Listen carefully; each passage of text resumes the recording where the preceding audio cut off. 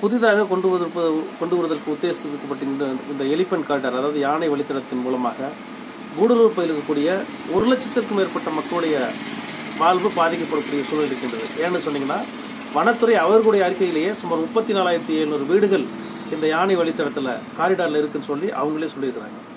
எனவே இந்த திட்டம் செயல்படுத்தப்பட்டால் இது கூடலூர் இருக்கக்கூடிய சரிபாதி நிலங்களை அங்க இருக்கக்கூடிய மக்களுடைய வாழ்வாதாரத்தை பாதிக்கக்கூடிய ஒரு சூழல் இருக்கிறது.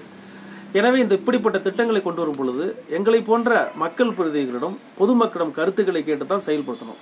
ஆனால் இங்கு பாத்தீங்கன்னா நூற்றாண்டு காலமாக யானைகளும் விலங்குகளும் மனிதர்களும் ஒன்றா வாழ்றாங்க. இருக்கக்கூடிய மசனகுடி வாழைத்தோட்டம் என்ற பகுதியில் 2010 வருஷம் இந்த சீகூர் யானை வழித்தட திட்டத்தை கொண்டு வந்தாங்க. அரசாணை 125 மூலமா இதை செயல்படுத்துறதுக்கு அரசாணை வெளியிட்டாங்க. அந்த அரசாணை வெளியிட போகின்ற பொழுது இங்க இருக்கக்கூடிய மக்களுக்கு இது எந்த வகையிலையும் பாதிப்பை ஏற்படுத்தாது, யானைகள் செல்வதற்கும் வருவதற்குமான வழித்தடத்தை மேலாண்மை பண்ணுவதுதான் திட்டம் அப்படின்னு சொல்லி சொன்னாங்க.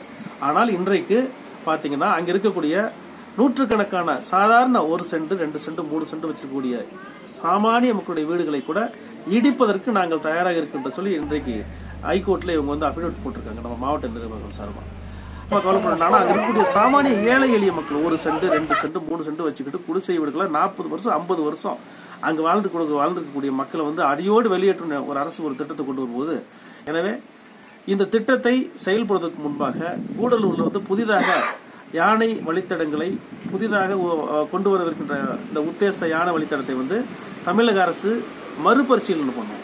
முறையாக எங்களை போன்ற மக்கள் பிரதிகளிடம் பொதுமக்களிடம் கருத்து கேட்கணும். ஏன்னு கேட்டீங்கன்னா 161 பக்கம் இருக்கக்கூடிய இந்த அறிக்கைகளை பாத்தீங்கன்னா முழுவதும் ஆங்கிலத்தில் இருக்குது. இங்க இருக்கக்கூடிய மக்கள் எத்தனை பேர் சாமானிய மக்கள் இருக்காங்க, பழங்குடியின மக்கள் இருக்கிறாங்க. பழங்குடியின மக்களுக்கு தமிழே அதிகமா எழுத படிக்க தெரியாத போது ஆங்கிலத்தில் நீங்க ஒரு திட்டத்தை கொண்டு வந்து அதற்கு நீங்க வந்து உங்களுடைய அப்ஜெக்ஷனையோ ஆட்சேபனைகளையோ அல்லது கருத்துக்களையோ சொல்லுங்க அப்படின்னு சொல்றது எந்த வகையிலும் நியாயம் இல்லை.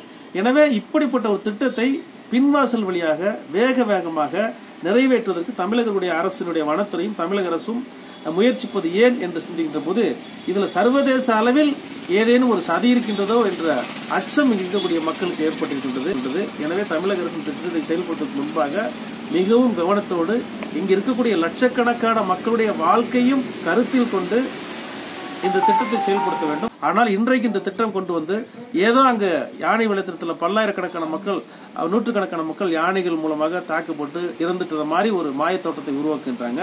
எனவே மக்களும் விலங்குகளும் வனமும் வளமும் காக்கப்பட வேண்டும் என்பதை தமிழக அரசு சிந்தித்து செயல்பட வேண்டும் என்பது என்னுடைய பணிவான கருத்து.